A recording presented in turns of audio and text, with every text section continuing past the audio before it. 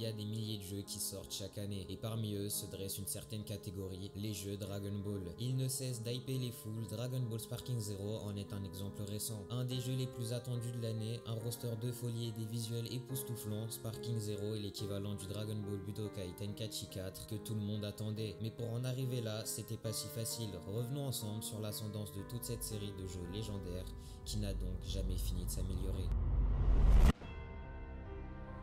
Dragon Ball Z Budokai. Nous voilà en novembre 2002 et un nouveau marché colossal vient de faire son apparition. Il arrive cette fois-ci à réunir Europe, États-Unis et Japon, ce qui est un grand avancé pour l'époque et qui sonne comme un bon investissement. Les éditeurs décident alors de tout donner dans la sortie d'un nouveau jeu. Disponible sur PlayStation 2 et depuis 2003 sur GameCube, le jeu propose 24 personnages disponibles au total, cinématiques et doublage et 7 modes de jeu disponibles. Les fans étaient en feu, mais pourtant, les critiques, elles étaient mid. Le gameplay était jugé trop pauvre, même pour l'époque, il n'avait donc évidemment pas pour but d'être compétitif et d'être un grand jeu de combat, mais juste fun et le plus facile d'accès possible. Ce jeu ne possède pas d'écran splitté, ce qui est une information qui sera peut-être utile pour la suite. Et il devient aussi indéniablement le meilleur jeu Dragon Ball de sa génération, pas assez pour devenir le meilleur jeu de combat, certes, mais juste assez pour relancer la machine avec une formule plus accrocheuse. Dragon Ball Z Budokai 2. La mécanique de projection dans les combats est arrivée. Le slide shading donne un grand plus à la sortie de ce jeu. Cette mécanique elle a été rendue possible par Zelda Wind Waker sorti auparavant. Et c'est cet effet qui permet de donner un aspect dessin animé au modèle 3D. Mais alors pour être honnête, ce jeu ne rajoute pas grand chose de spécial. Il réitère juste la formule en la réaméliorant. Mais c'est pourtant là qu'on atteint l'âge d'or des jeux Dragon Ball. Pour vous présenter cela, petite pause. Des jeux Dragon Ball officiels, il y en a plus de 50 répertoriés dans le monde jusqu'à présent. Il y a eu du bon, du moins bon, mais la plupart des studios qui adaptent cette licence en jeu vidéo ne pensent qu'à rentabiliser les droits d'auteur. Mais là, ces studios, ils abordent une nouvelle chose. Là où les jeux de combat étaient normalement faits pour avoir plusieurs personnages, avec chacun un style de jeu différent, des techniques variées, les Dragon Ball Budokai, eux, misaient sur le nombre. C'est d'ailleurs ce que l'on va retrouver plus tard dans les prochains jeux d'anime, avec par exemple Naruto Storm, qui mise aussi sur le nombre de ses personnages. Mais bon, revenons au vif du sujet, là où le prime du jeu vidéo c'était ces images. Un nouveau jeu vient encore tout chambouler. 26 novembre 2004, le studio Dimps nous sort un nouveau jeu toujours plus proche de la perfection. Une carte en 3D, de l'exploration et tout le contenu de l'œuvre exploité de Raditz jusqu'à Lee Shenron, en passant par les meilleurs OAV de la licence avec Bardock et Broly. C'est le mélange parfait de Dragon Ball Kakaroto et n'importe quel bon jeu de combat qui serait sorti en 2004. Et c'est loin d'être le seul point positif, le gameplay lui se voit maintenant doté de téléportation qui seront d'ailleurs gardées et exploitées dans tous les prochains jeux Dragon Ball. Et les combats sont toujours plus dynamiques avec l'optique qu'un jour le gameplay sera aussi prenant qu'un épisode de l'anime. Notons aussi le retour des duels d'attaque de rayon qui deviendra un des symboles de la licence Dragon Ball dans le jeu vidéo. La montée en puissance est parfaite. Hélas, ce n'est plus les codes des jeux de combat qui manquent, le studio Dimps est responsable des 2 derniers Street Fighter. Dur de faire mieux, n'est-ce pas? Eh bien oui. La trilogie parfaite des Budokai prend fin et le studio Dimps s'éloigne du dossier.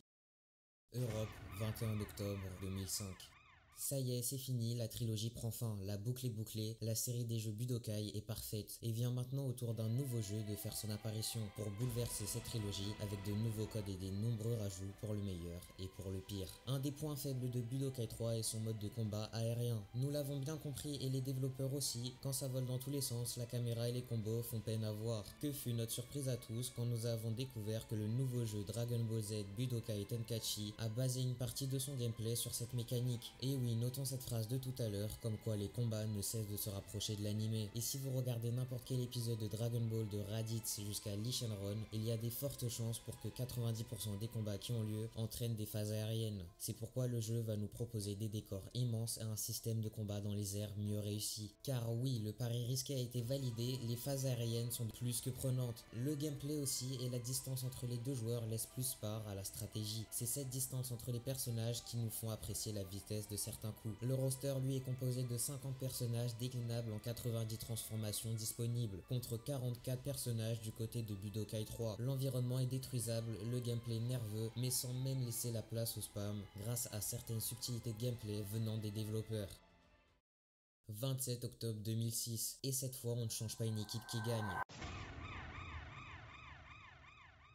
Les jeux améliorent la formule avec 75 personnages disponibles et 129 si on compte toutes les transformations. S'ensuit ensuite le jeu Dragon Ball reconnu numéro 1 incontesté à sa sortie.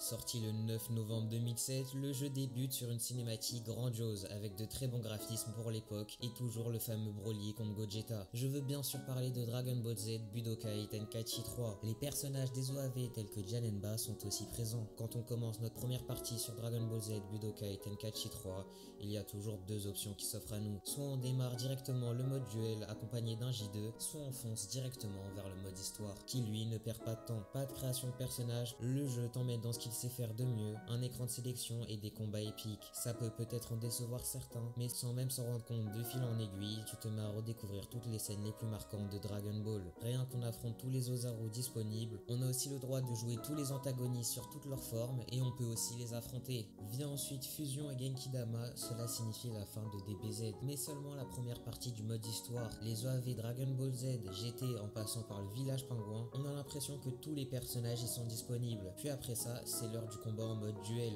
Ce jeu a été fait par des passionnés pour les fans. Désormais, je citerai le plus grand point fort de tous les jeux que nous avons vus à présent. Quand tu rentres chez toi avec le CD en main et que tu lances le jeu, 98. C'est le nombre de personnages disponibles. 161 si on compte toutes les formes de chaque perso. Tout ça sans avoir à compter 15 € de DLC qui sort par 4 pour pouvoir jouer les personnages les plus cheatés du serveur.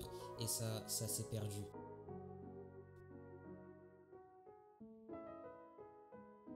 Et nous y revoilà, Sparking Zero, le jeu le plus attendu de l'année, qui hype les fans et qui transcende les foules, mais à quel prix?